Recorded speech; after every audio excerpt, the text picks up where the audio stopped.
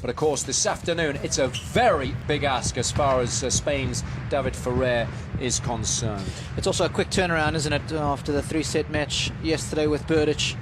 And I think it's a little bit of a double whammy. Not winning that match and finishing top of the group, he would have liked to have avoided Federer at all costs. But I can see that he's come to his senses.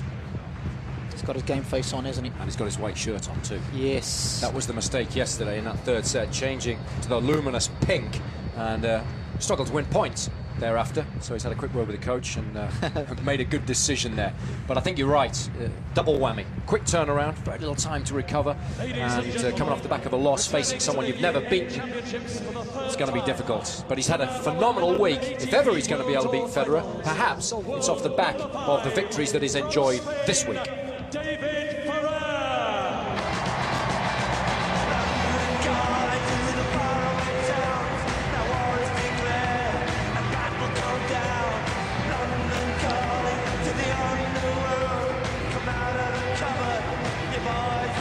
He was the 5th player to qualify behind the Big Four. He's had an exceptionally consistent season. And I guess if you're looking for positives, Robbie, you've got to think, well, I've got absolutely nothing to lose this afternoon. Nobody expects me to go in there and beat Federer on an indoor court, so surely he can come out swing.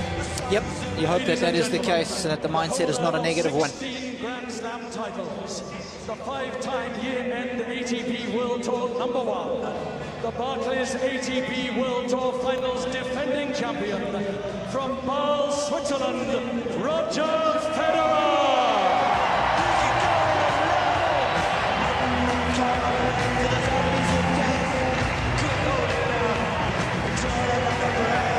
A man who needs no introduction, really. Look at the smile on the mascot there. She came up trumps today. Didn't she just? Of course, he's on a 15-match winning streak at the moment. His equal best since that 21-match winning streak that he had in 2009. So Ferrer is certainly going to have to play lights out tonight if he wants to get the better of this guy. Of course, the other bonus, Federer with the day off yesterday. So coming into the match, well rested. Amazing though, we have to mention it again. If Federer wins today, he's through to his 100th ATP final. And Steph Trudell, down in the stats department, tells us that he's won 69 of those. It's pretty good numbers considering he's been up against some of the very best players ever to play the game. And what a nice milestone that would be to finish 2011 off on, because you know, initially he made the finals in Doha, but not too many other titles throughout the course of the year until he arrived in his own backyard in Basel, but finished the year strong in Basel and Paris. And of course, nice to finish on the highest of highs. Of course, Ferrer won't be done. Even if he loses this afternoon, he's got the Davis Cup final to look forward to. Spain taking on Argentina next weekend in Seville.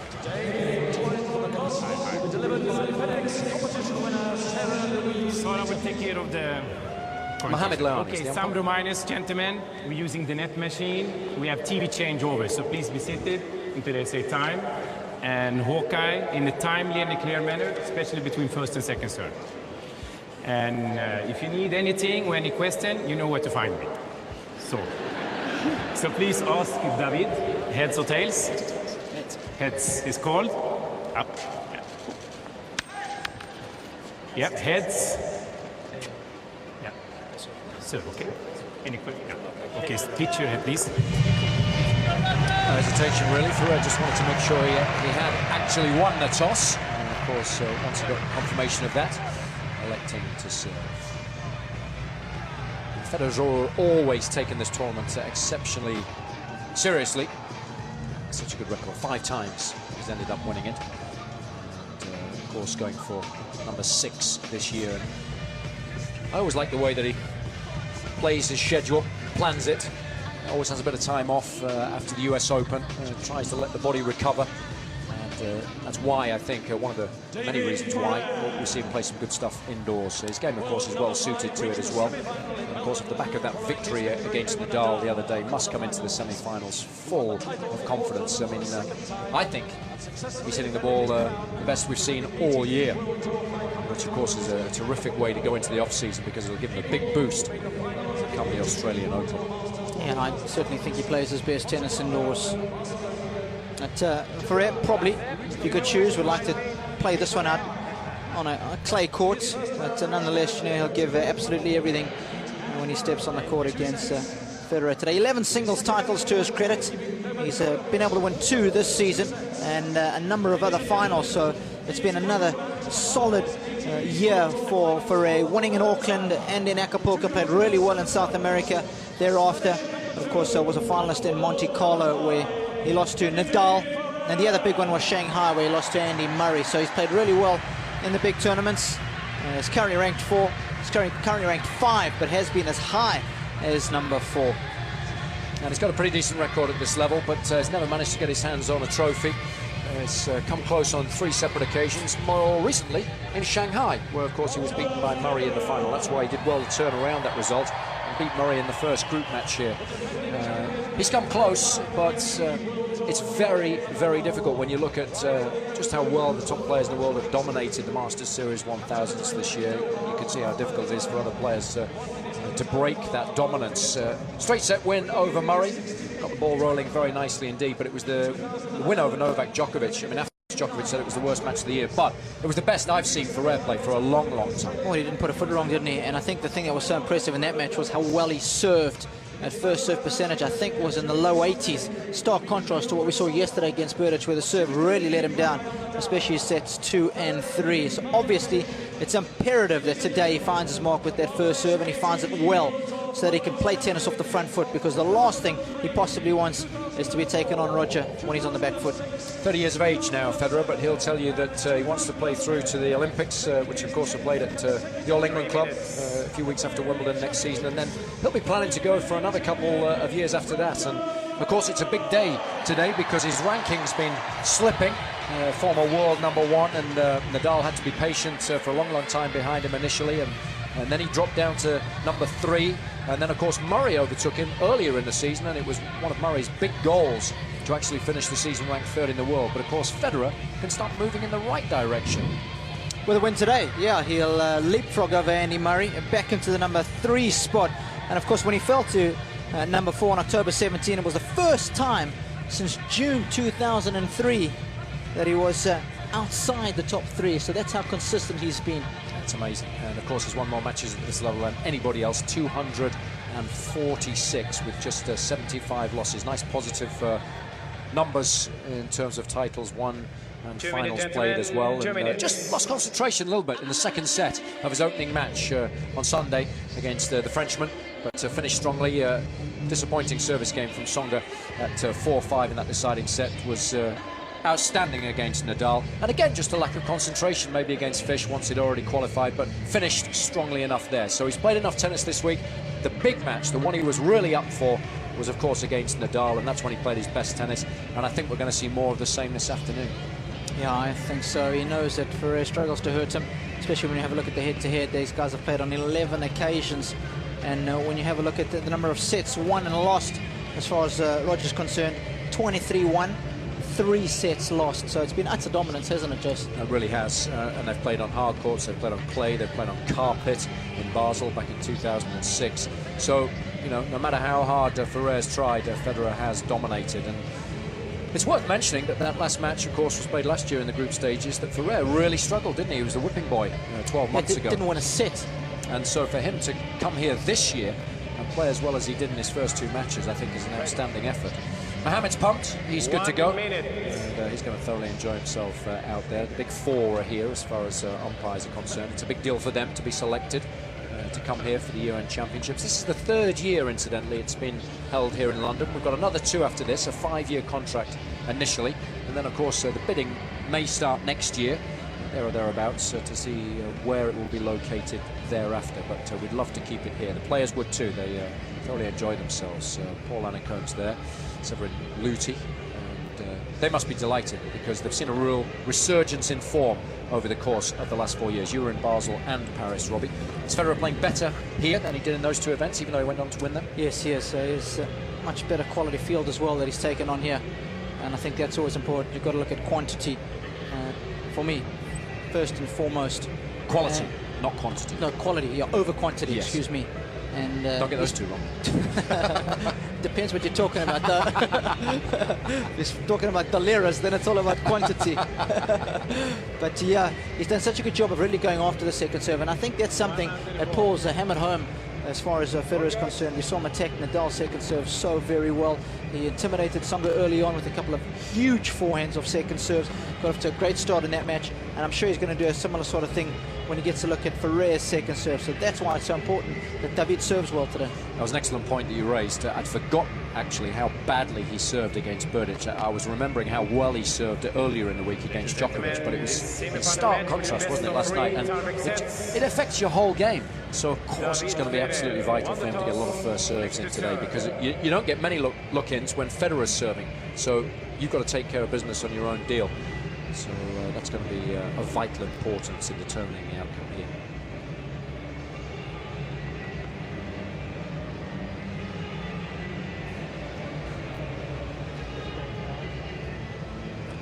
So we're all set for the first semi-final of the day. It's the winner of Group B, Roger Federer, up against the runner-up in Group A, David Ferrer. A little later on, winner of Group A, Thomas Berdych, just pipped Ferrer to the post yesterday evening.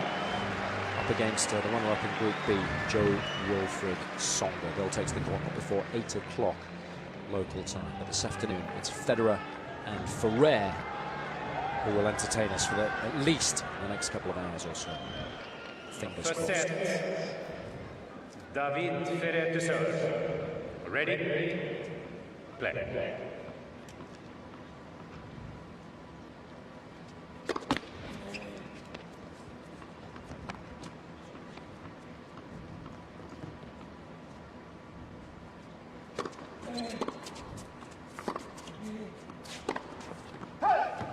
And had a lot of messages on Twitter from tennis fans asking me about why did Berdych finish top of the group. They were both 2-1, but he lost more sets than what Ferrer did. He went 5-4.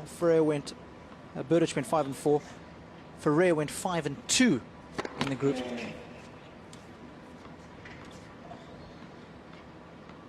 So of course it goes down to head-to-head, and two guys are tied.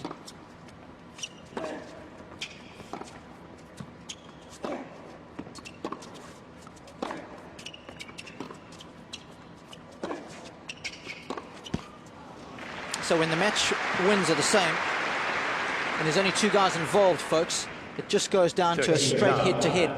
You don't look at the percentage of sets won and lost. So I understand where a lot of you are coming from, but just to make that absolutely clear, that's why it was Berdych who finished top of the group rather than Ferrer.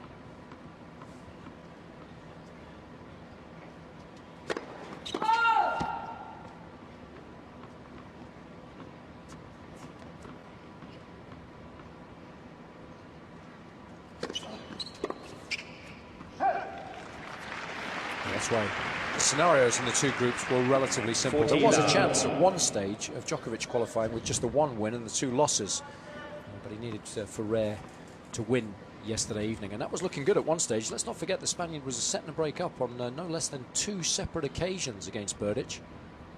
So the match was there to be won, there's no question about that. So fell away sharply in the deciding set.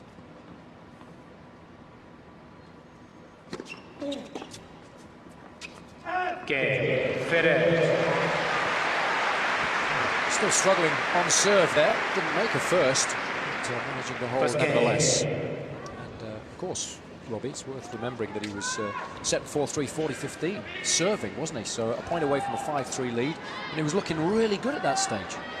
Yeah, he was all over Berdych. Berdych making a lot of unforced errors, and initially Berdych had decided to change his tactics midway through that second set. He was serving and volleying a lot, he was getting past a lot, but he stuck with his game plan and was able to turn around just in the nick of time towards the tail end of that second set and eventually prevail.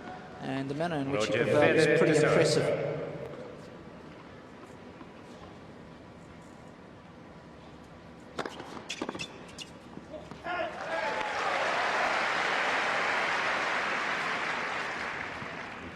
love.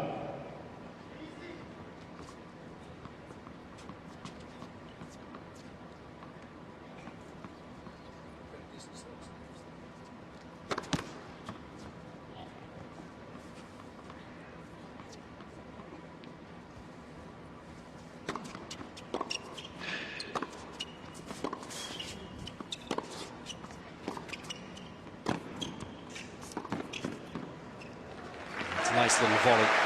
We've talked at length about the conditions here this week. The court surface the same as it was last year.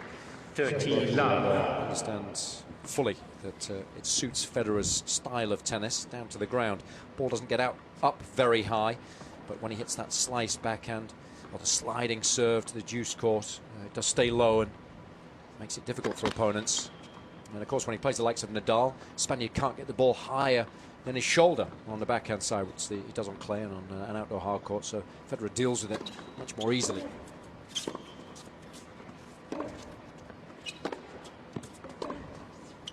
But of course, with it being a little slower as well, I think it gives Federer a little more time to run around the backhand, use that forehand. 40 love. Yeah, play to his strengths, and of course the forehand is so big, it doesn't really matter how slow the surface is. He's still got so much power on it, but he can get the ball through the court or away from his opponents. Of course, that serve right there, that heavy kicker out wide, is so effective. Been really well used by a lot of players this week. Marty Fish has an excellent hopper, as I like to call it. 40-15. As long as it's not too bad. Yeah, shame for Fish. Winless, obviously, in the group. Picked up an appearance fee, though, but I think most of that went on excess baggage charges heading home, didn't it? The amount of towels he had in his luggage.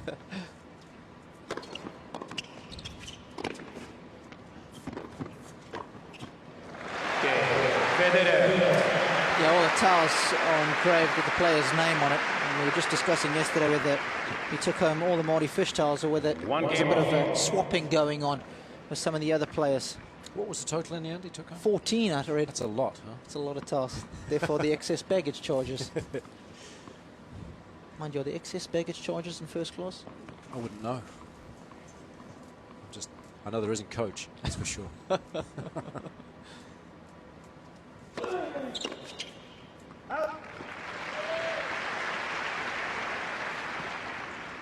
15 love. Of course, that's the reason why at Wimbledon now they get given a towel when they're walking out onto court, but you used to be able to shower with those towels as well in the locker room, but players stole so many that they don't do that anymore. You just get plain towels in the locker room, and you only get the official Wimbledon towels if you're actually going out onto the match court. But that's when you were hoping for a couple of rain delays, so you could sneak one in your bag, and then when you went out again, there was another one on your chair, and then another rain delay. So 2 rain delays, you get 3 towels. And if you can play singles, maybe a bit of dubs, possibly mixed, you can still do well out of it.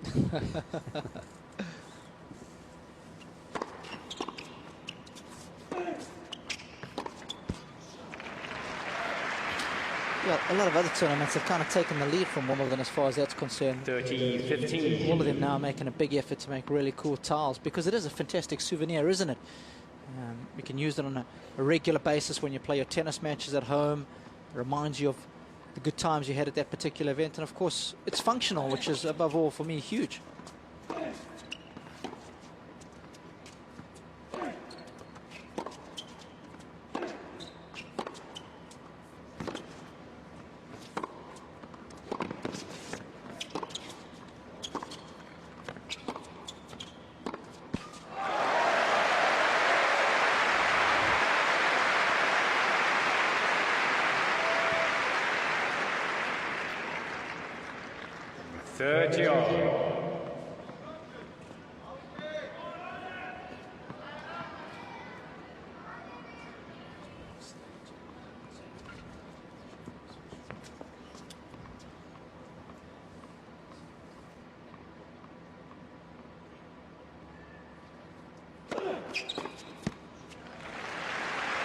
That's a decent serve, and I like the tactic of going into the body. It's a high percentage play. And of course, when you're up against someone who's standing on the baseline, they don't have a lot of time to actually get out of the way of the ball. So it works well indoors.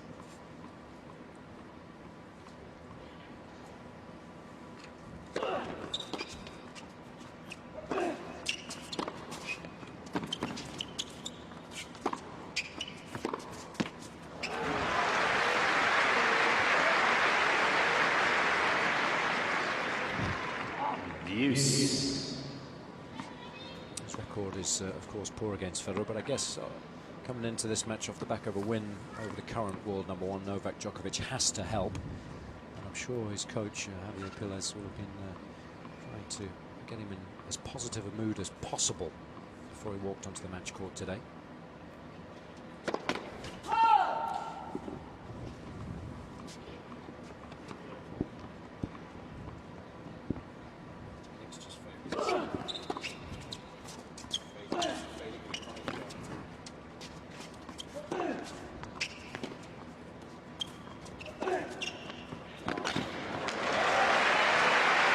I'm not too sure what happened there. I think Federer might have stood on his racket after he had a flick of the wrist. Advantage, Federer.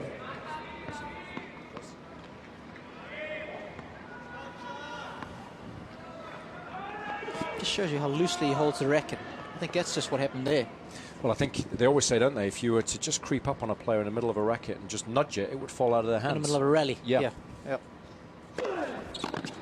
Okay, Federer.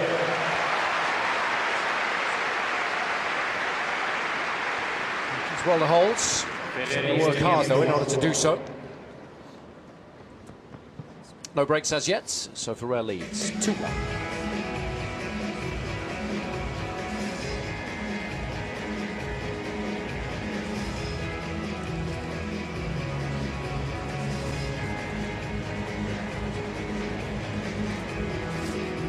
Yeah, so it's so important early on in a match like this when you have a poor record against someone, you try and start well and at least let the belief grow early on.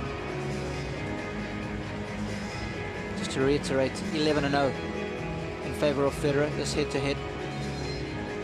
So at least if Ferrer can start well,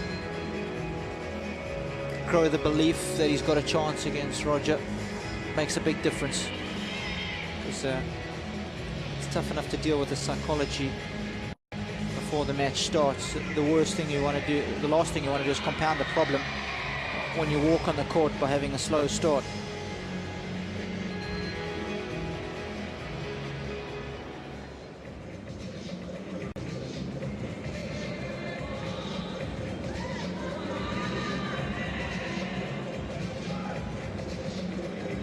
Time.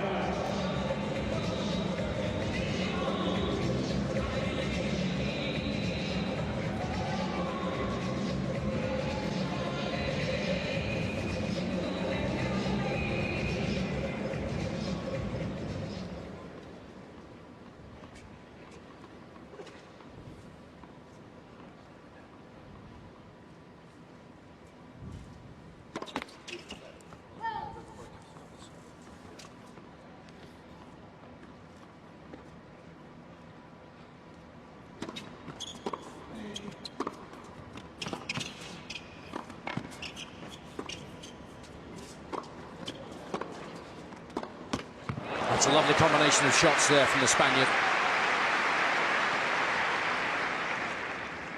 Love 15.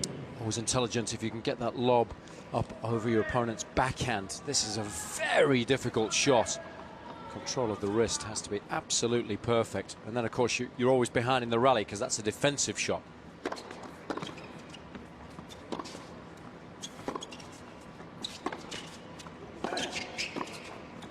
What a volley. You've got to get the ball a little lower than that when Federer comes in. Otherwise, you're in real trouble.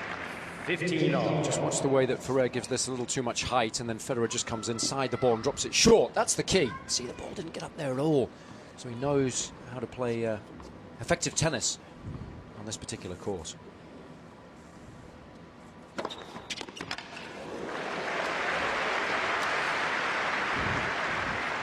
This is one of the problems. Oh, there's Mom. 13-15. Lynette. Your neck of the woods, right? Yep. From Benoni, just outside of Johannesburg.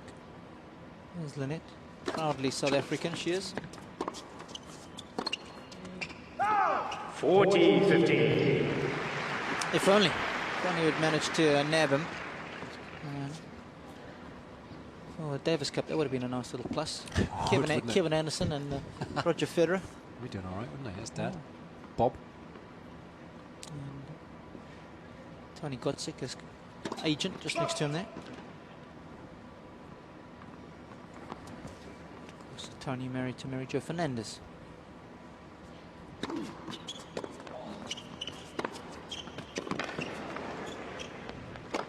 See how much kick he got on that serve there. That is what the players are saying is the big difference this year compared to last year with this surface. We spoke to Chris Commode earlier in the week. He said the surface is exactly the same, but the players are saying off that kicker, you are able to get a little more height. I mean, that one just kicked like a mule. It was tougher for Ed just to get the ball back in play. So we've seen the players use that serve more this year than previously here. Good hole, two-piece.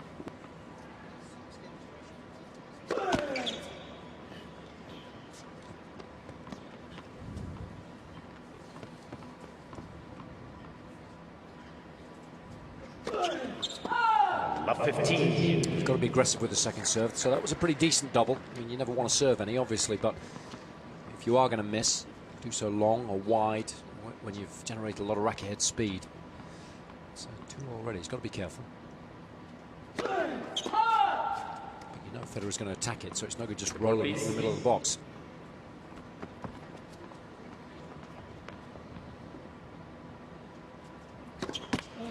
Love 30. It was the double fault yesterday, wasn't it, in that third set that really contributed to the down spiral, really. It was on break point, wasn't it?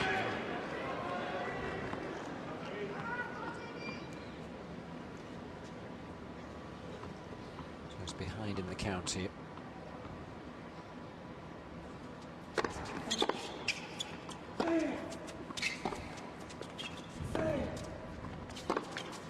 It's a shame. What a combination of shots, though. Federer loves that heavy slice initially. Well to dig it up. Yeah, and it lands just right there where the service line meets the sideline. It's a very awkward position for the opponent. Are they going to come in? Are they going to stay back? He draws you into no man's land, does Roger, with that shot.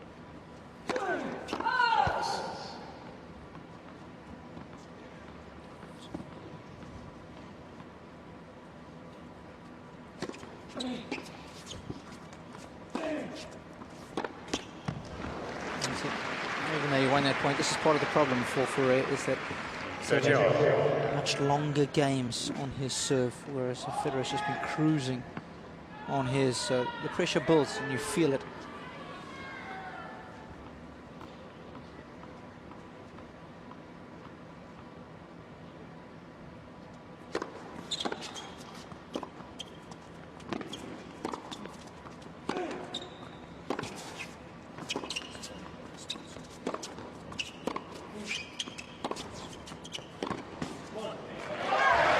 Again, he's forcing Ferrer deeper and deeper behind his own baseline. The Spaniard just not in control of his own destiny at all. First break point of the match falls Federer's way.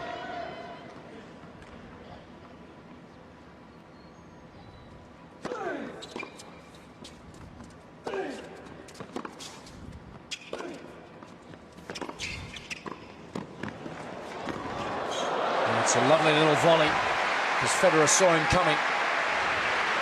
Did well to dig that out. Yeah, good awareness. He knew that Federer was in trouble. And I like the fact he didn't try and hit that volley too close to the line.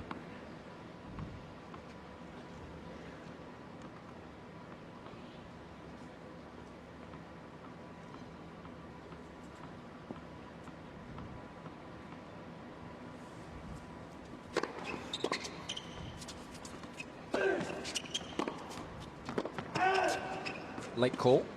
Look out. Looks out, yeah. That's why Advantage. Federer just wanted Mohamed Layani's opinion. Well, I'll tell you what, that is a poor call from the umpire. It's not even close. And a big call too. That's why Federer didn't challenge.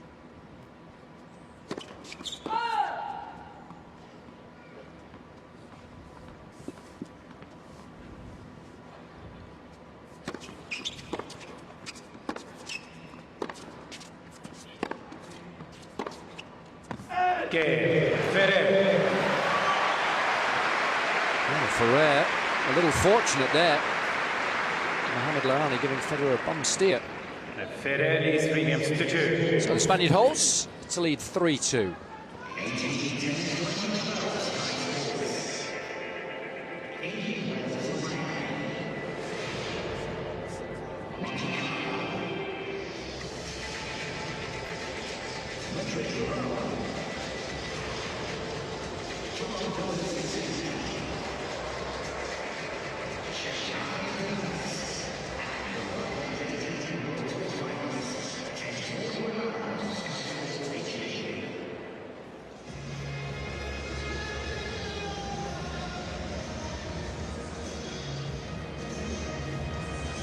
What do you make of that lack of challenge at deuce there, Robbie? It's always dangerous, isn't it, when you ask the umpire, when you rely upon that? Yeah, you're right. No, but if he does give you an incorrect call, you can't get on his case about it. That's the important thing. If you ask his opinion and he's wrong, well, you just got to live with it.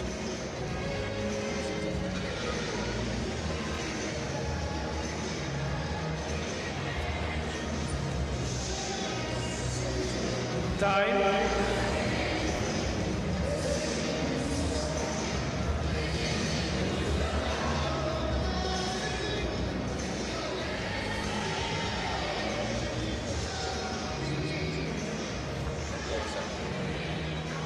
Chasing it all alongside Robbie Koenig, Barclays ATP World Tour Finals. It's the first semi-final of the day.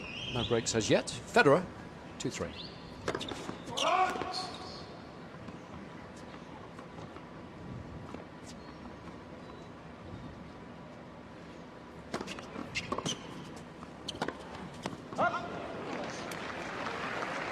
Lap 15.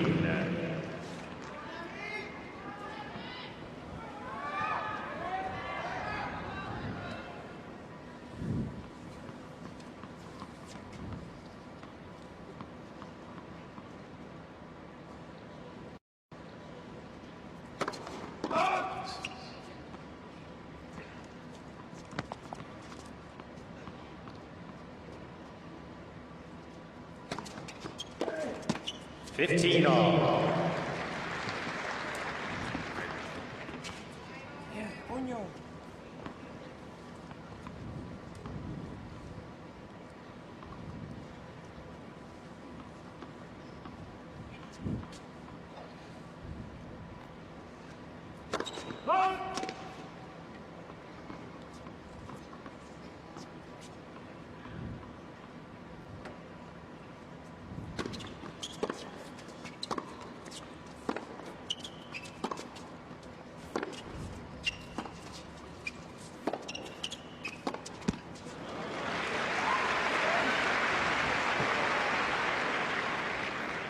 Fifteen, 30. It's big points like these that can change sets and matches. It's only a half chance, of course, but against the likes of Federer, you've got to make the most of them.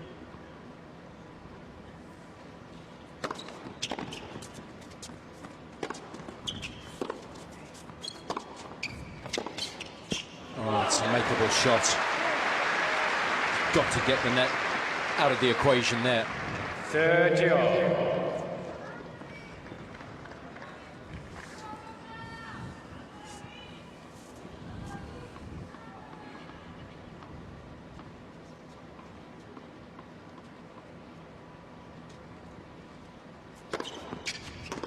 And that's why. Because you might not get a second bite of the cherry. 40, 30. More often than not, that's the case. Yep. That's lost a point when the first serve's gone in. Full marks, 7 of 7.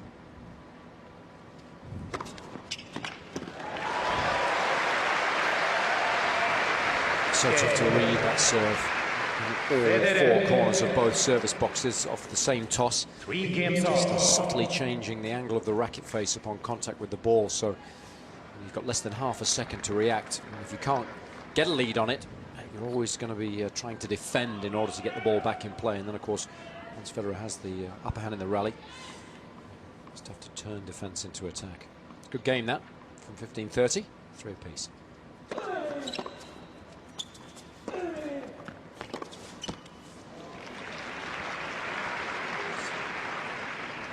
$15 love.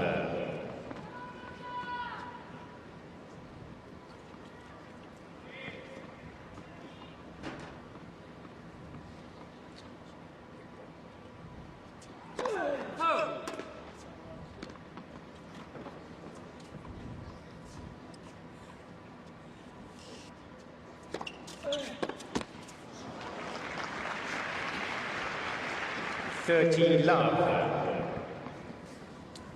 Is Katie Tunstall, singer-songwriter from north of the border. A couple of albums behind her now. A lot of success with the first. Always tough to follow that up, though, isn't it?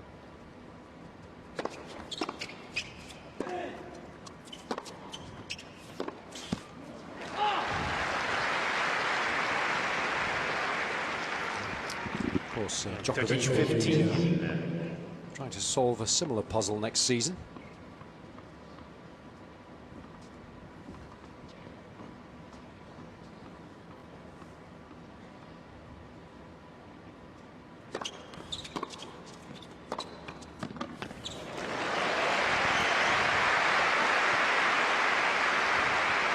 First Grand Stroke winner from the Spaniard. 40-15. Been a long time coming. 6.5 games.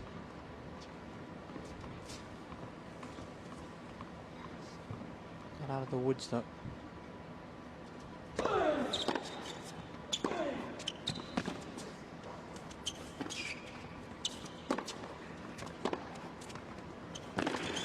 What an angle.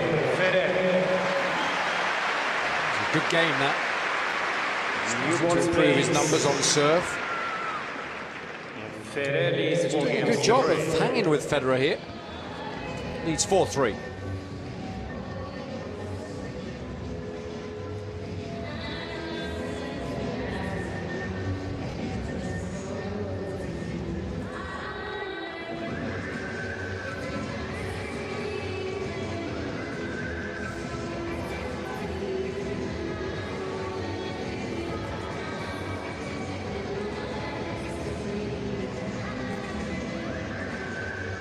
He's been dominating from the back of the court, 15-6 and baseline points won. Of course, Ferrer doesn't hold serve as easily, so he's got to play a lot more baseline points when he is serving. Federer's holding serve nice and easily.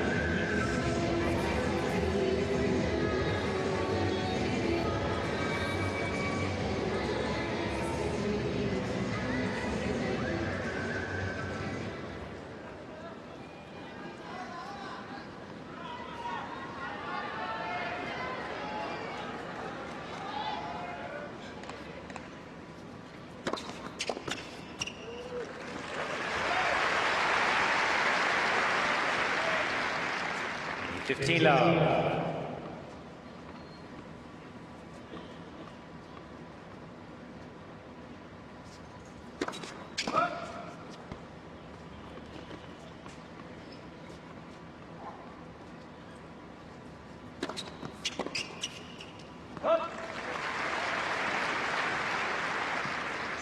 Thirteen love.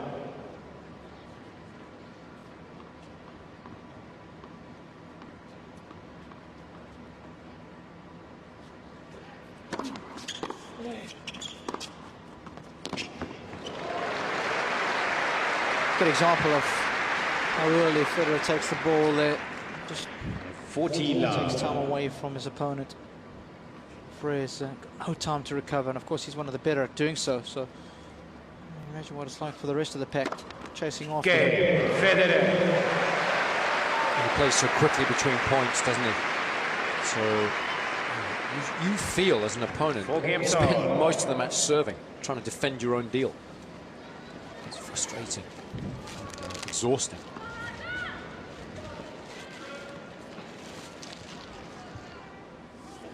Yeah, and even in this situation where Ferrer is serving first, I feel like he's the one who's playing catch-up.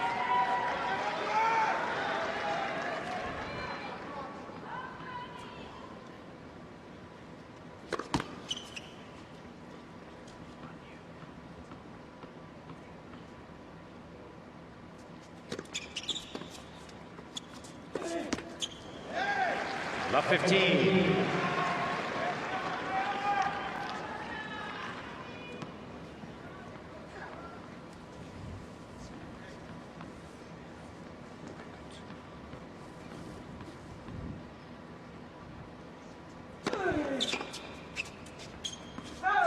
And 15 all. One you.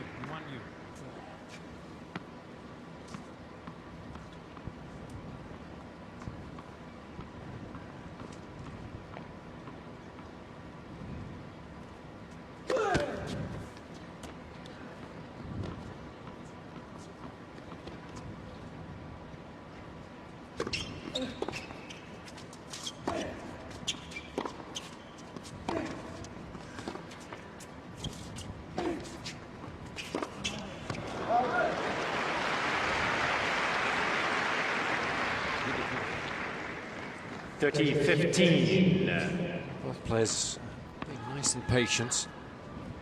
No signs of frustration, internal struggles so far.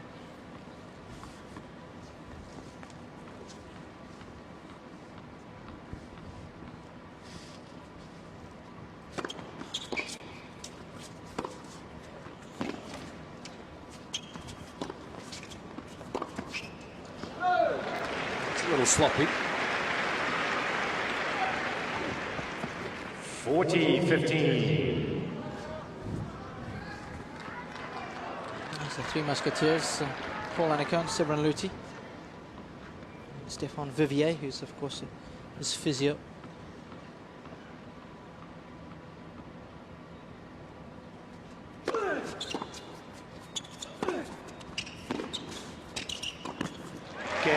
Closed out the net wonderfully well there. Sensible approach. It hasn't come in that often, but he's chosen the right moment to do so. It's been effective. Looking good now. Leads 5-4 first set.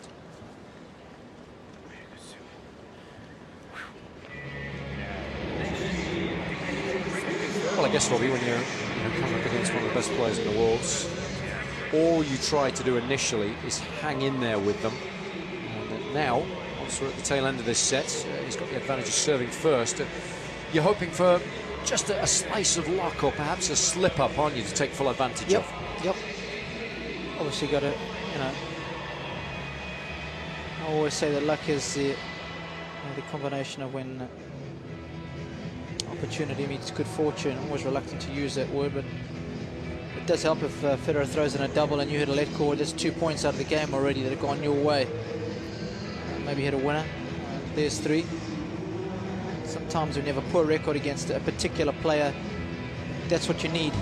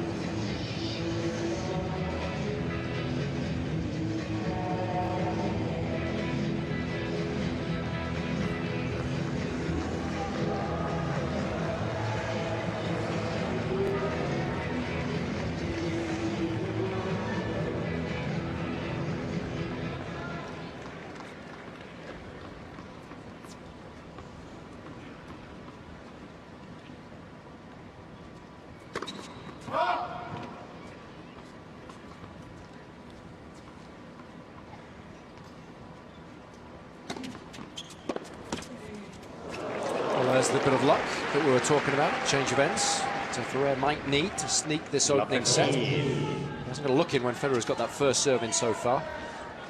Federer's won all 11 points, but 50-50 when he misses that first serve. Federer might struggle here.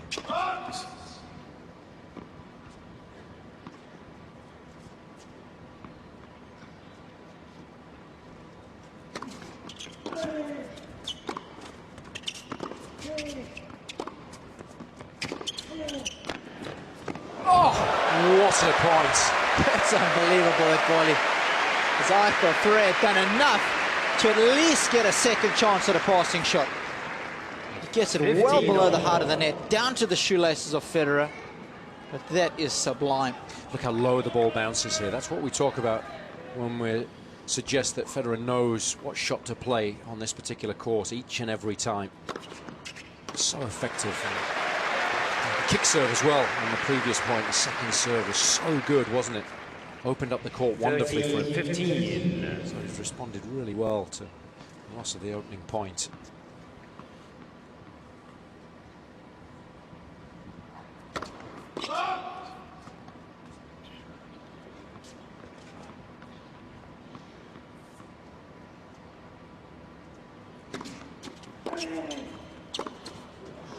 It's a wild forehand. 30 all. We saw very few of those when he played Nadal. That's what we remarked upon most, I think. No losses of concentration, no lapses that proved costly. Never allowed Nadal back into the match. Half chance here for Ferrer. 40-30. Snuffed out. What a serve that was. Only 102 miles an hour. We can all hit it at that kind of pace. It's the amount of slice that he's able to put on the ball and not change the toss. So Ferrer didn't know that one was coming until it was too late.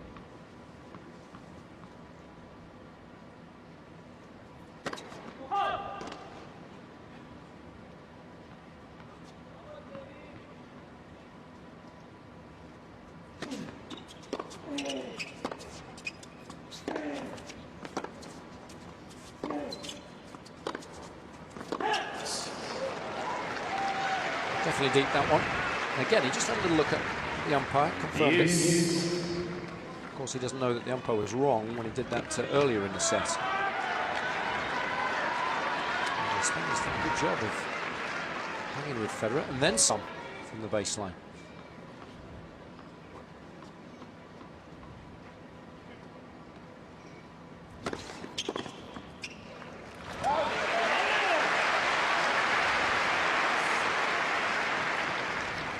Advantage, Federer.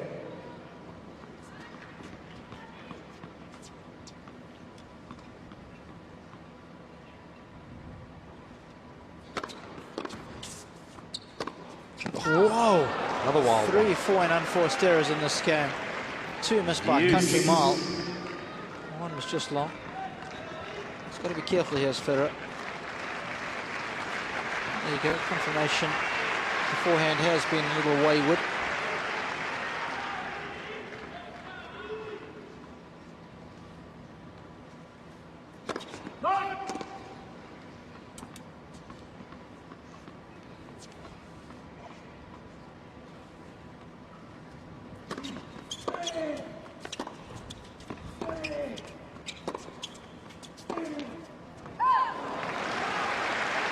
That's cheap, isn't it? That's a half chance. When you've got to look at a second serve, you've got involved in the rally, and he knows that he's biting that tile there. Annoyed with himself. And swearing profusely internally.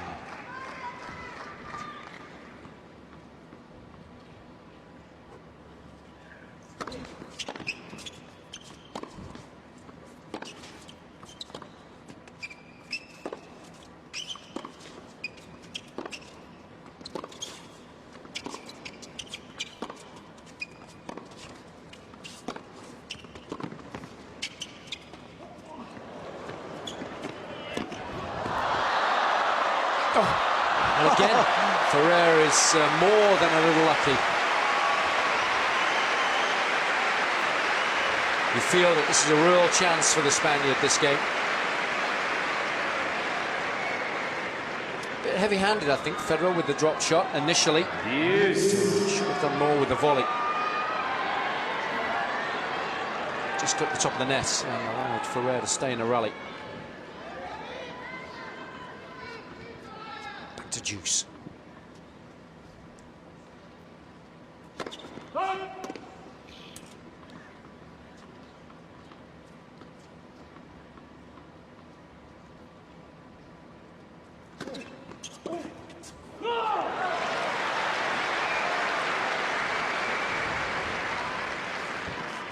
Advantage, Federer. Far and away Federer's longest serve game. So we go over the 6-minute mark now.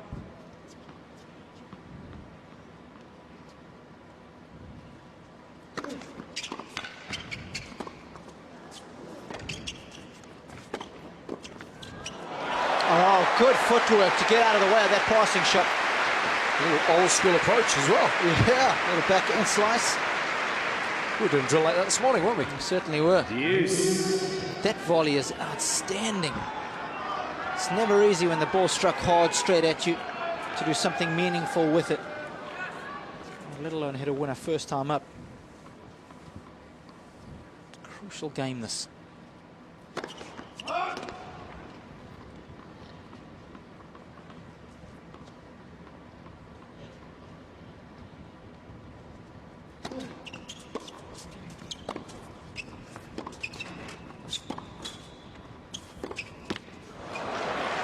Again, that's so cheap. There's under no pressure at all there. I think the likes of sort of Djokovic, maybe even Murray when he's playing well, might have taken that ball on there and attacked and got down the line. It was a little short. I was thinking exactly that. Federer was outmaneuvered, wasn't he? Because he'd chosen to run around the backhand, got himself caught a little bit. I mean, it was there for the taking. But if you're going to go across with that shot, I mean, you can't miss it, not in the net.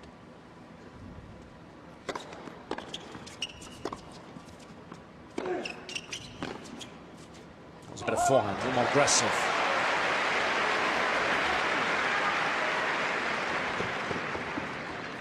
Deuce. Ferrer's hanging in there. Looks a little concerned, doesn't she, Merker? With good reason. Back to deuce.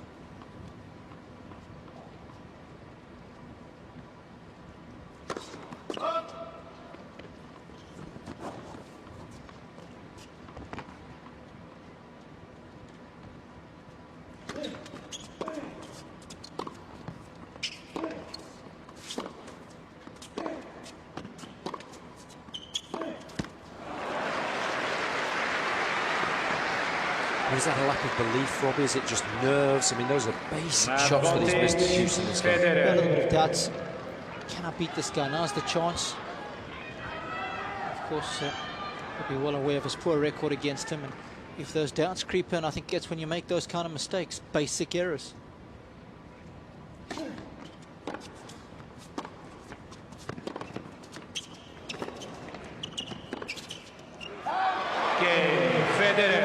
Federer escapes, but Ferrer certainly had his chances there. Played the deuce points poorly. And paid a heavy price for that in the end. Longest service game of the match as far as Federer is concerned, but eventually prevails to draw level, 5 apiece.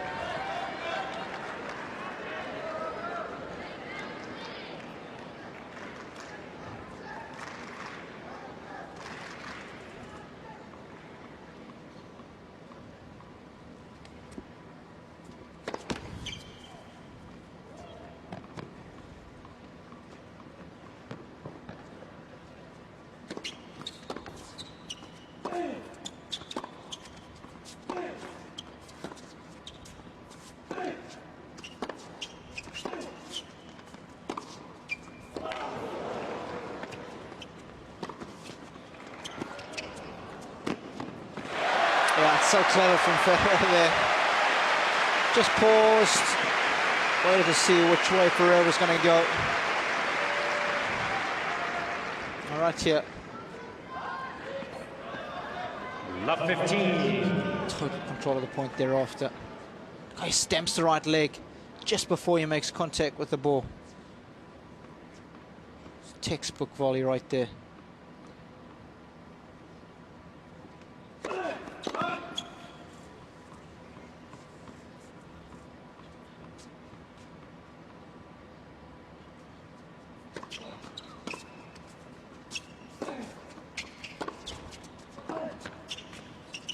Such good length. We've talked about it all week. Get the ball in, what, a foot, a couple of feet of the baseline. Love Difficult for your 30. opponent. How quickly things can change. Ferrer with the half chances in the previous game. And Federer with a look in at love 30.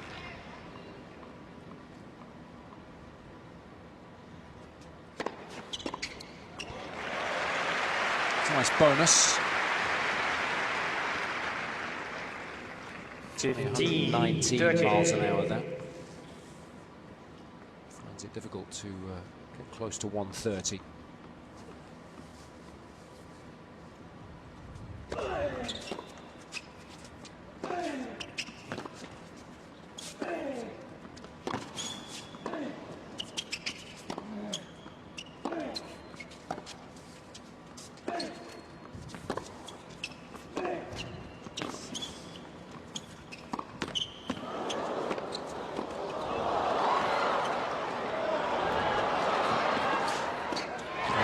done.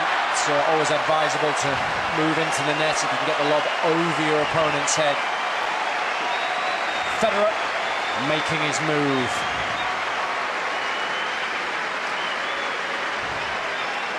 Such good of a shot decision making as well as Federer. That's key. What a guys, what a panic. 40. The ball hit the net and dropped low.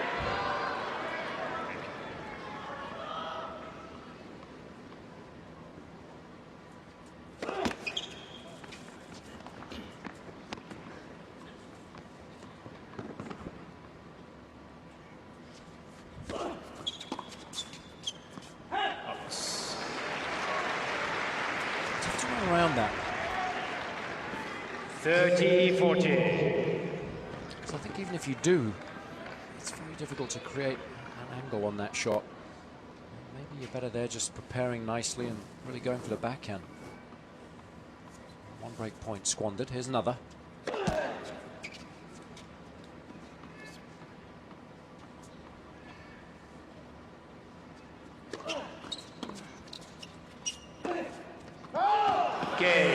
Paid the price for struggling with that first serve. We mentioned at the top of the match it was going to be vital in determining the outcome of it. Only made 2 in that game. That's not enough. Federer takes full advantage of all of those looks at Ferrer's second, and now leads 6-5.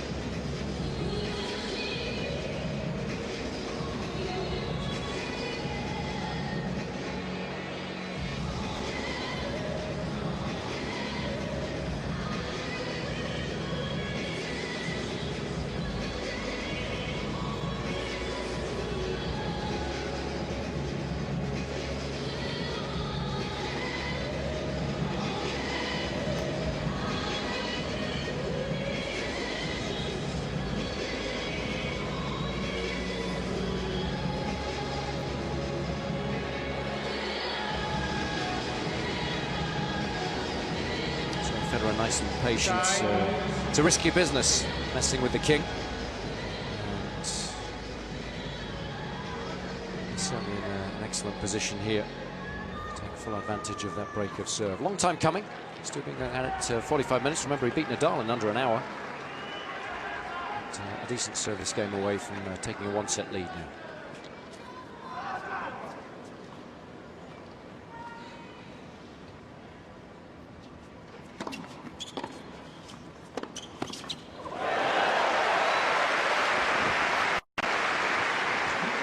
One of the most successful 1-2 combinations in the history of our sport right there. It's serve and forehand.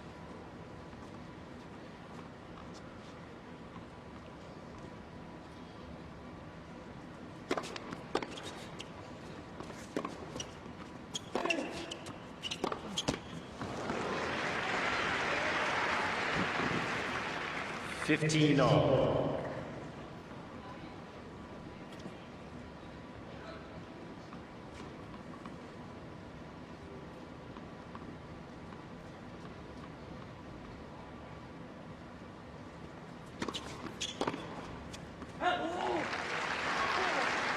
Players this week have had a lot of success with that slide into the juice court. Federer last year, I remember going into the final, had only lost 1 point all week with that particular serve. I remember doing that in our preview to the final. We had to check that out.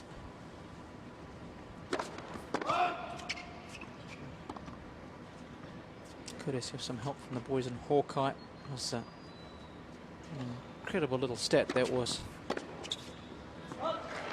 So it's 3 group matches and the semi. And just 1 point lost all week.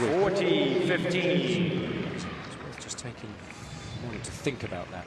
4 matches worth, just 1 point dropped. 2 set points. wonder who's going for it again.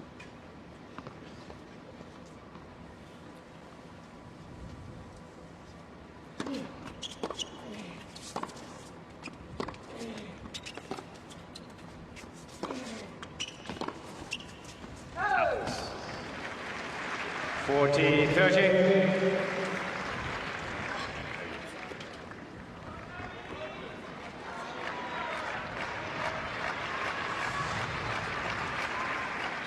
Still set point.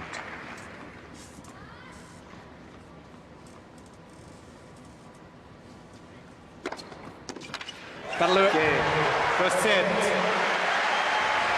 Put his foot to the floor at the tail end of the set there, winning 10 of the last 14 points to seal the set. Took him a while, but after 50 minutes, it's Federer who's a set to the good.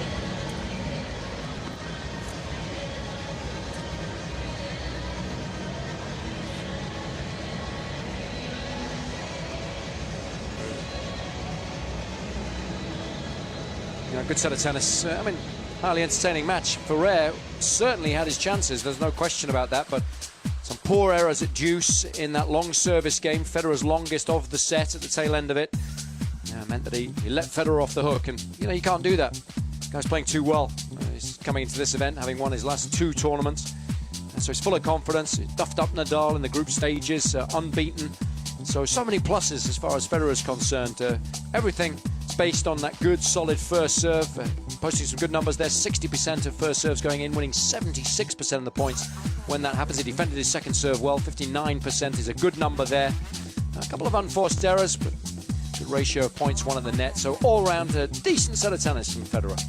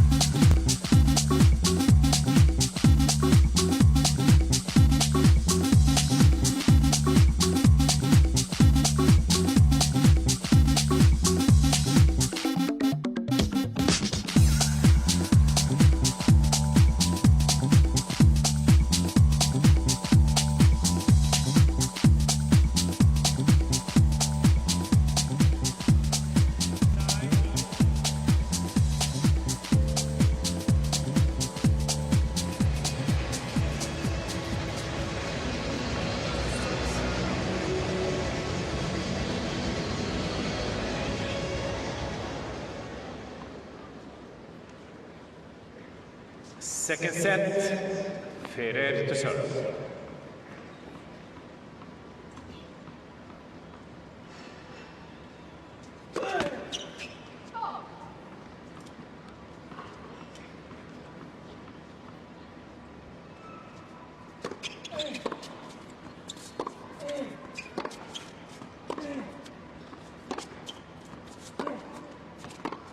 Ooh.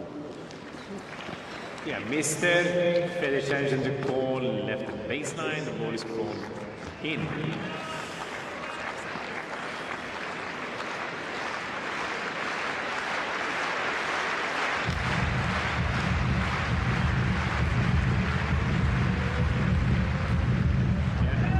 Just deep. It's overturned. Lap 15. Good challenge.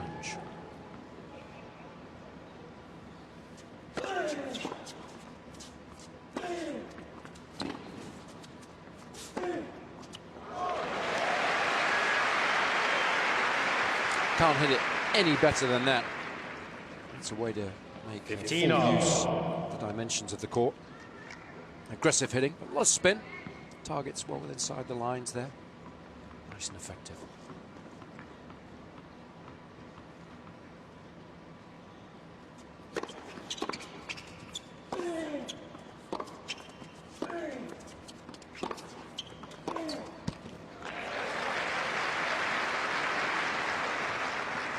At 15-30. Of course, the one thing that Ferrer's got to do here is hang with Federer as long as he possibly can. Such a good front runner. Of course, he always was in his heyday. Phenomenally good.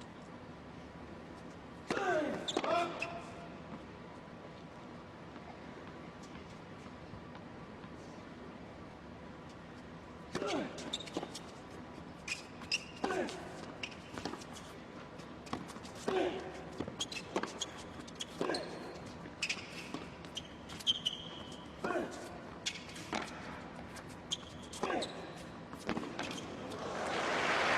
depth and width, so a nice combination. 30 all.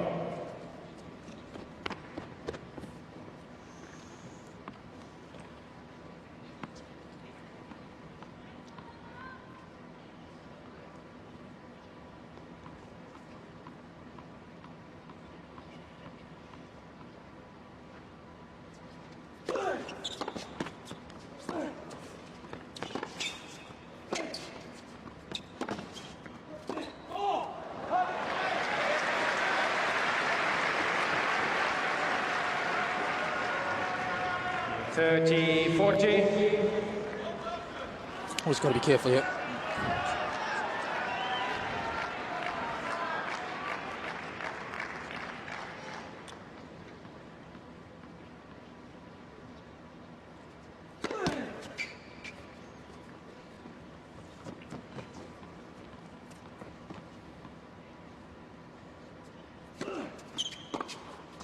There it is. What a wonderful return, and you miss your first serve against Federer at your peril. It's a tactic that Robbie Koenig highlighted at the beginning of the match, something that he's done a lot more under the tutelage of Paul Annacone. It worked perfectly against Rafael Nadal the other evening, and it's working perfectly so far this evening.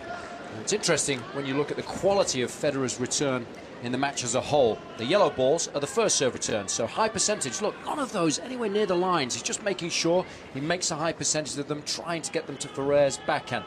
But the second serves, the grey balls there, a little deeper, and occasionally, just like on the last point, he's going to Ferrer's forehand to keep him honest. So he's returned very effectively so far in the match.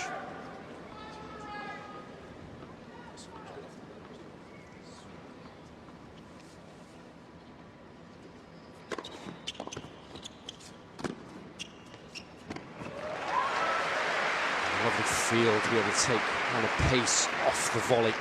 So relaxed a lot more now, isn't he? Setting a break always helps.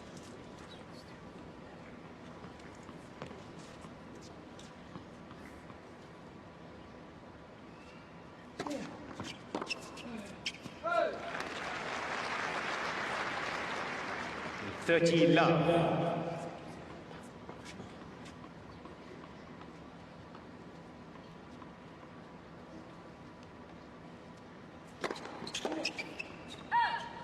40 love.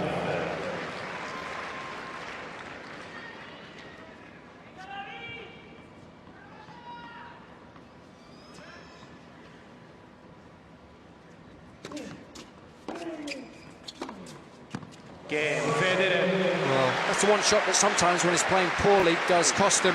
But not today, not this week in fact, not throughout the European indoor season. 2 games to love. Another nice quick service game. Federer now looking pretty comfortable out there. Well, good thing.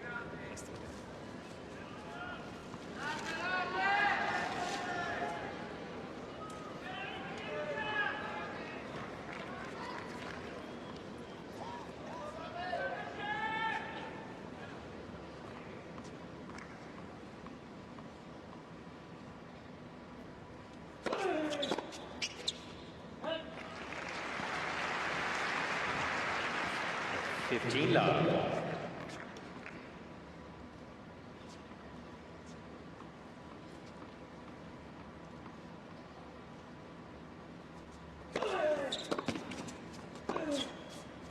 Out. 15 all.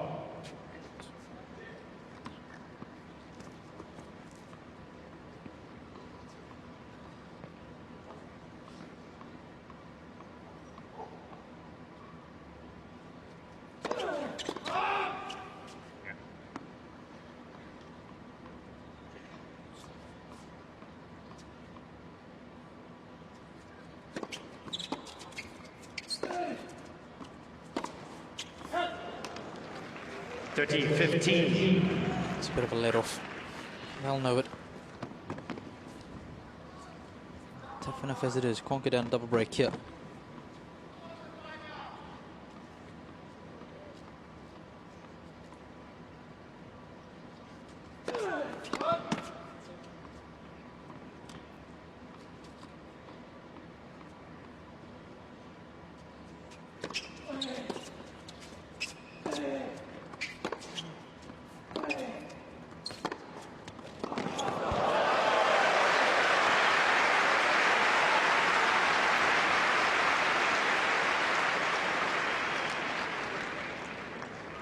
With 30 all.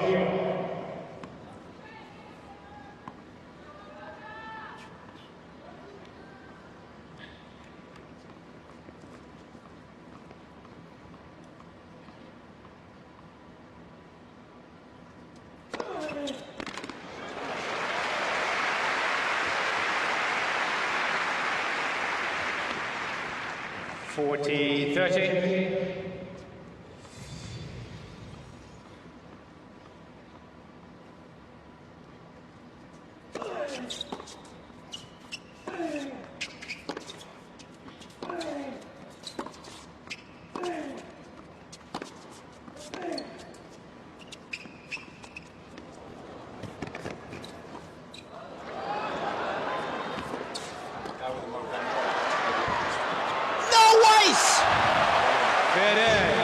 What a point! Little legend. What a gutsy effort. Well, you know he's going to keep battling. There's no question about that. And that keeps him in the hunt. 2-1. Federer leads 2 games to 1.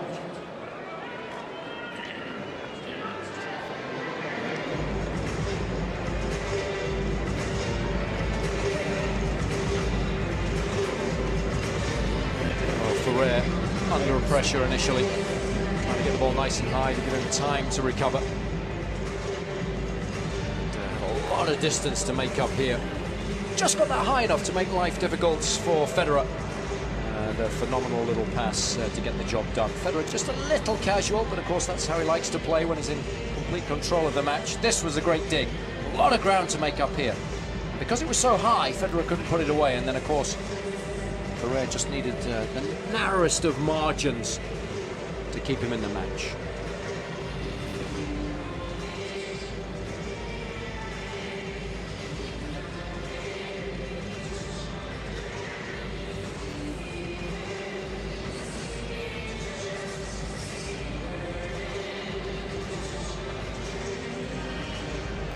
Terrific efforts from Ferrer.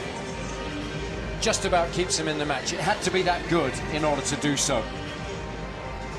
But of course, it's Federer who still holds the upper hand.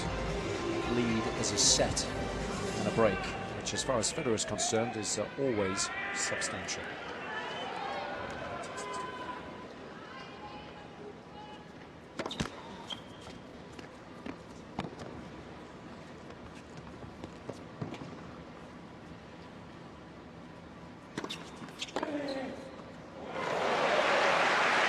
Read the serve. There's the beauty of that. Love 15. So able to prepare just a little earlier.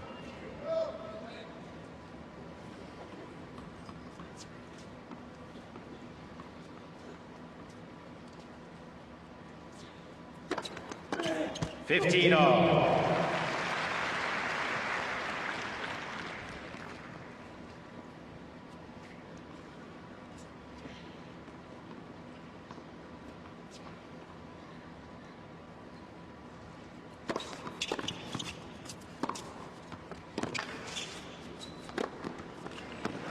Nice smash, coming around the side of the board, plenty of control.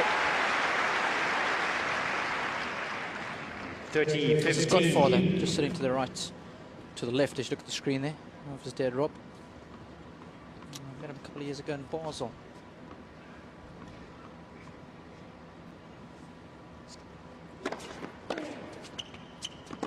$40-15.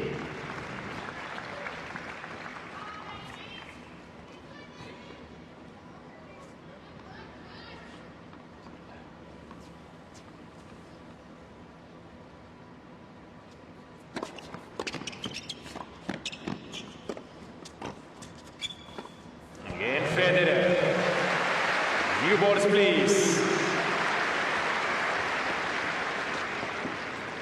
Federer leads 3 games to 1.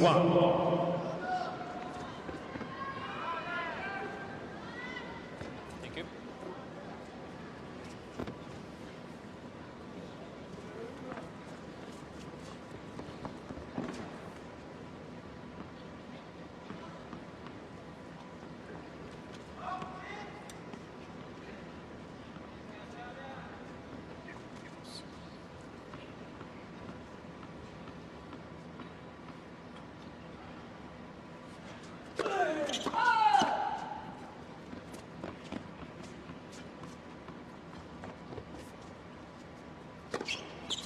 Love 15.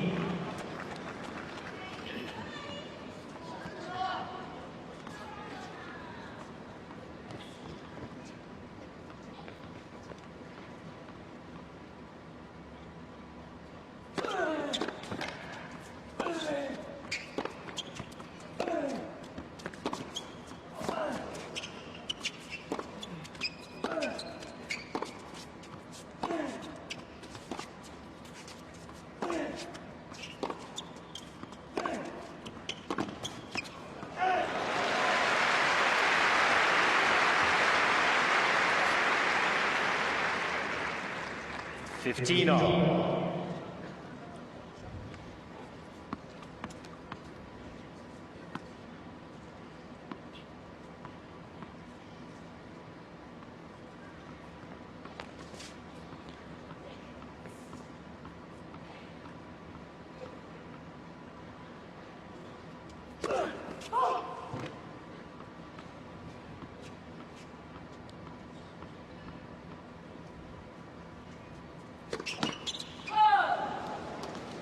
Fifteen, 30.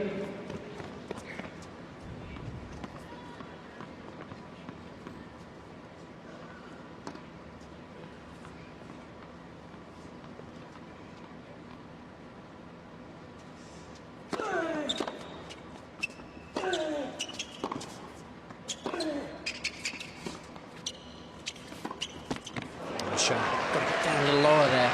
Open the racket face and lean on it a little bit. Not a natural shot for him, is it, though? 40. He's out of his comfort zone. That's why Federer's so good against these guys on this particular surface. He can draw them out of their comfort zones. This would surely do it, wouldn't it? 2 points for a double break.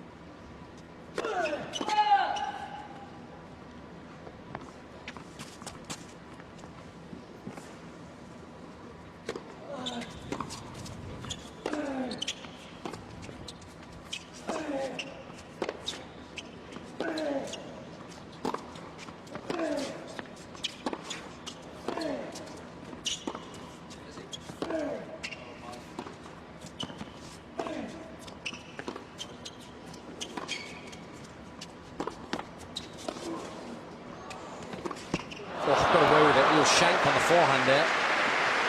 That would put Federer off.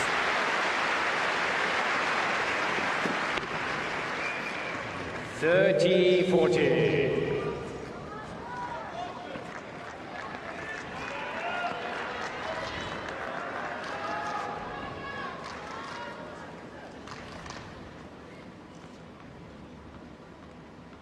Still break point.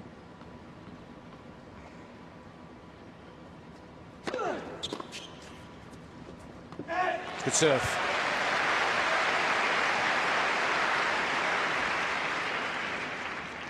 Deuce.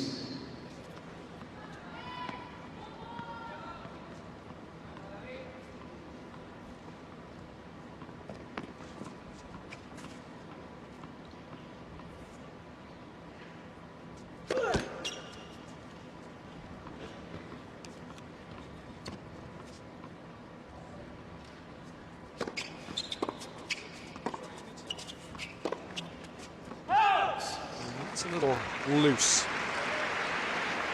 Advantage, Federer.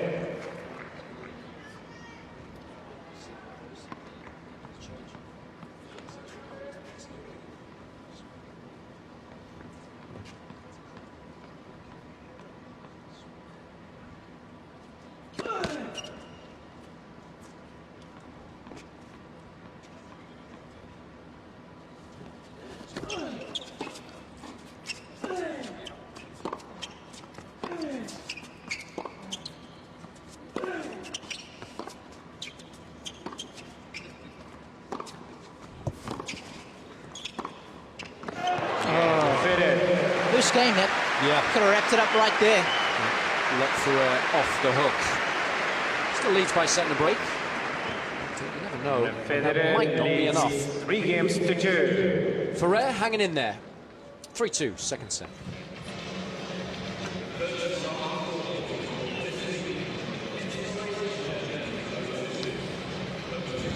It's been an uphill battle for him. He's done well just to stay within touching distance here.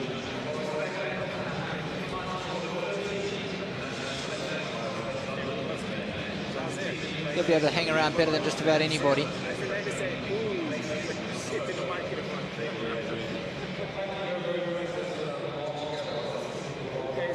Plenty of support to wherever he goes.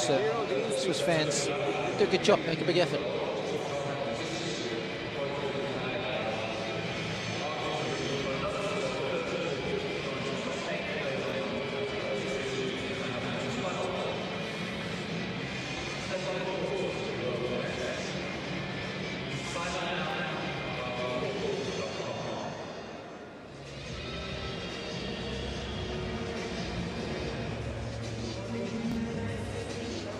Oyster Harbour Club in the house. Alex Tregellis, Muncie.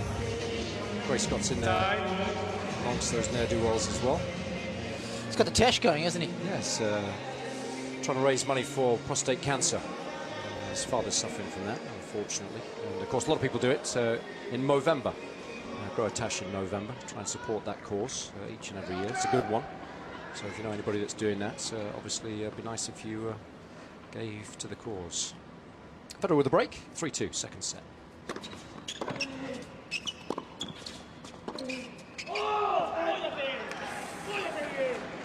$15.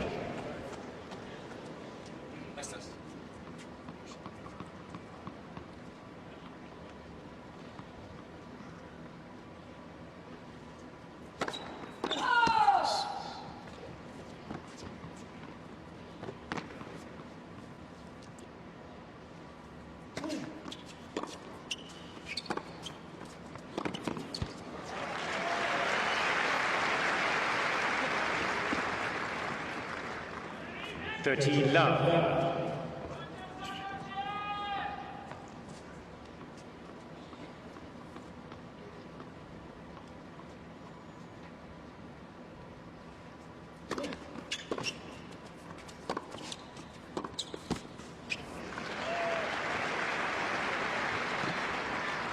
Love.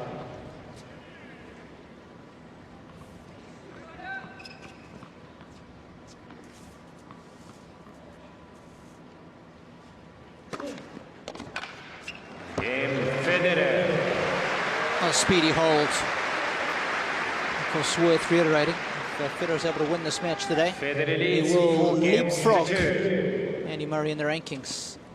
And has a chance to finish the year at number 3 in the rankings.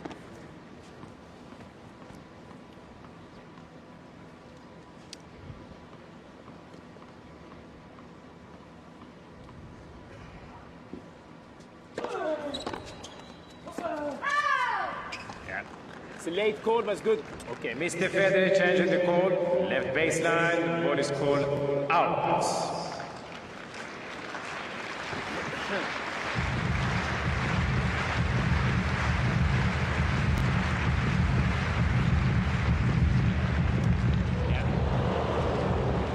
Call stands.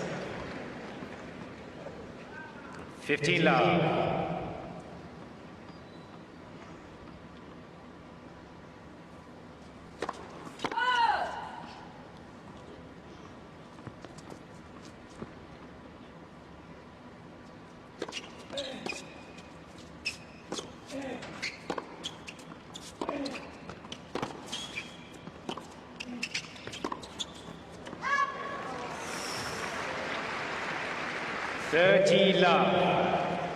Mr. Federer has 2 challenges remaining.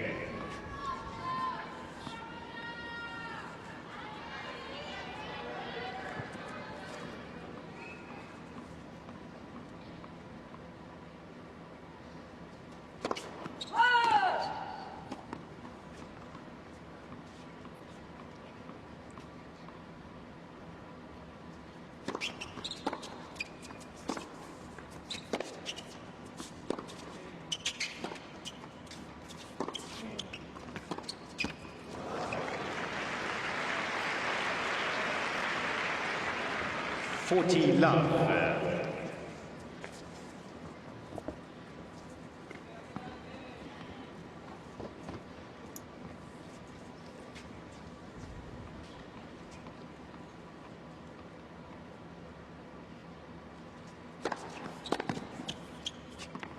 Game, Federer. It's good serving. Coach Didier Pillez urging him on. Federer leads 4 games. Federer, though, still very much in the driving seat. Still leads by a set and a break.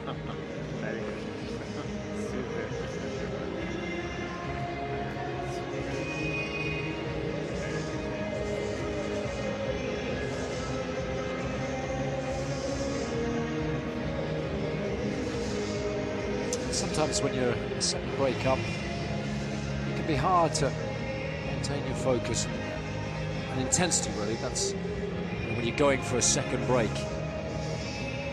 Often when you're as good as someone like Federer, you get used to relying on a second break being enough.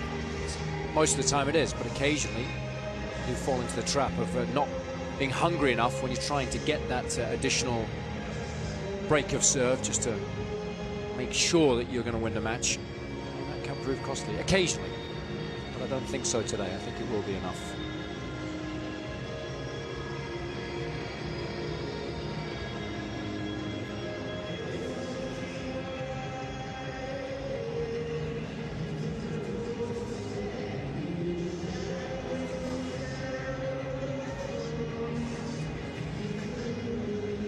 Time.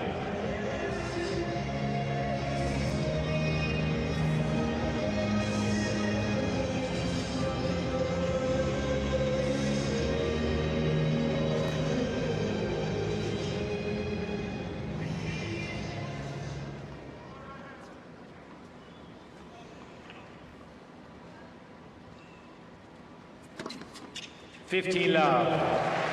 It's so nice when you can start with a serve as good as that.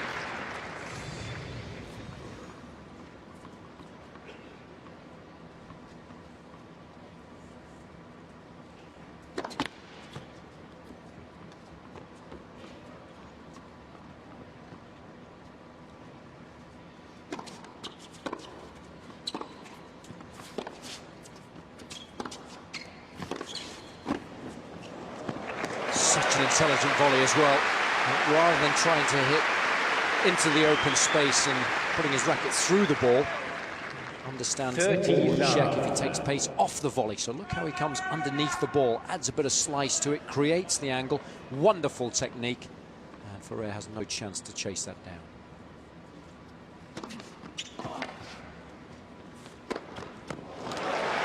It's not an easy shot either. Simpler when you're moving back to hit the smash. Sometimes when you're running forwards in order to do so, you must time it, because you obviously haven't practiced that shot as much.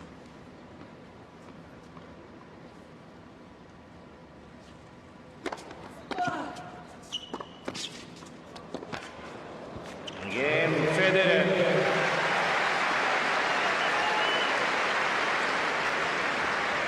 Just 1 minute 25 seconds. Federer leads 5 games to 3. Length of service game in this second set, just 1 minute 20. I mean, that's phenomenal. That's half the problem when you play against this guy. He's like a runaway steam train, isn't he?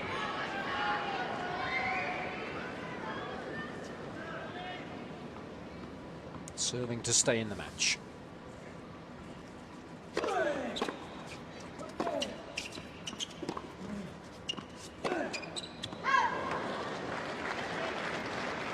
Love 15.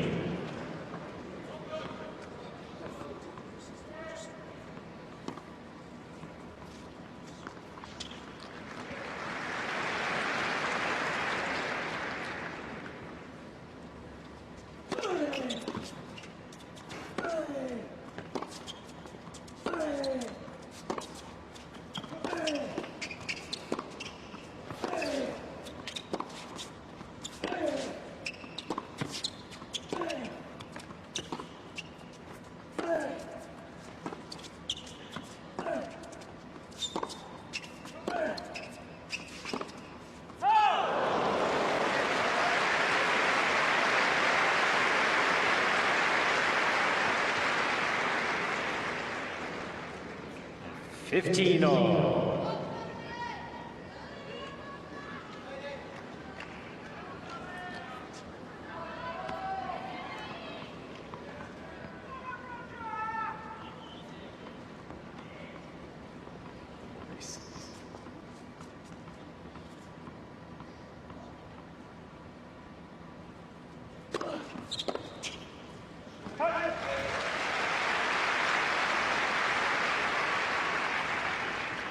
Thirty, 15.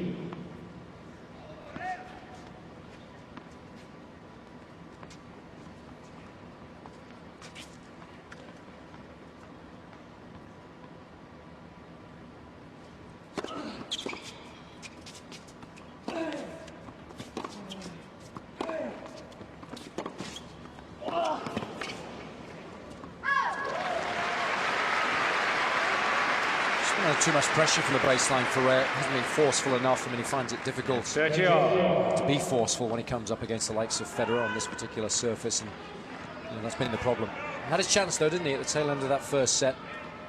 Didn't make the most of it. Struggled since.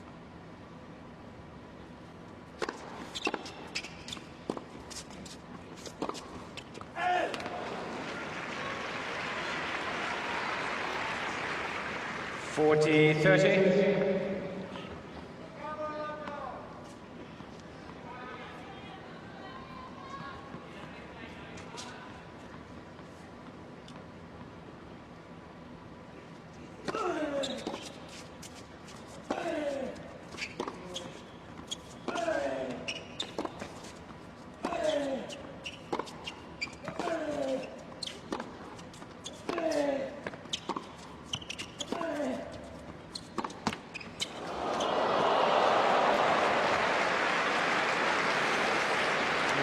Deserving that slice of luck. Fortune favouring the brave and all that. Prepared to take the ball on.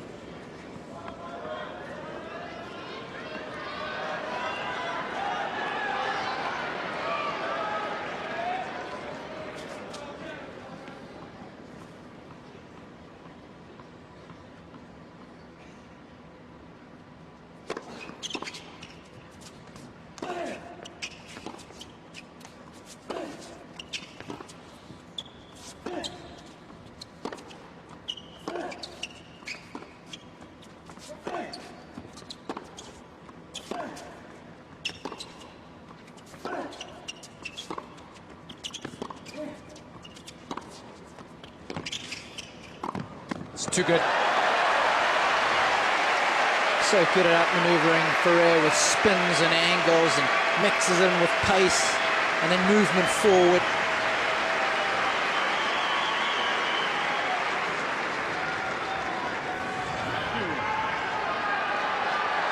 It's been a good performance. Good enough, really.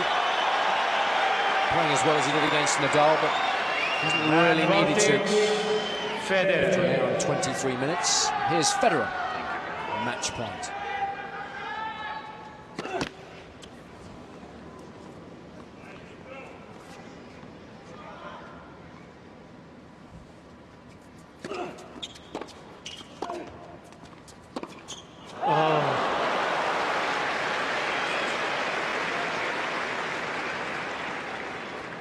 I went for it for second serve, but just didn't get it close enough to the sideline.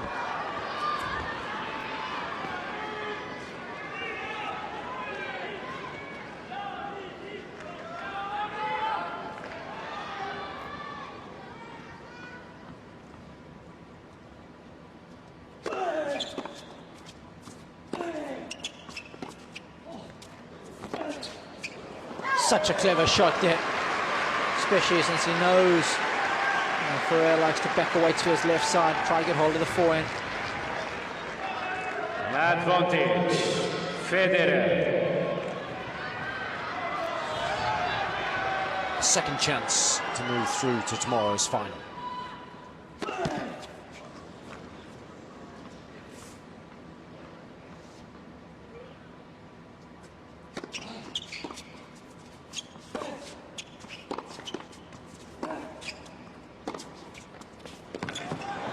And there it is, Federer is safely through to his 100th ATP final. And of course, in defeating Ferrer this afternoon, he improves his record against the Spaniard to 12 wins and no losses, and secures the year-end world #3 ranking. Wasn't his best by any stretch of the imagination, but he did this afternoon what all great champions are able to do, and he played well enough to get the job done. Federer safely through to the final in straight sets, 7-5, 6-3.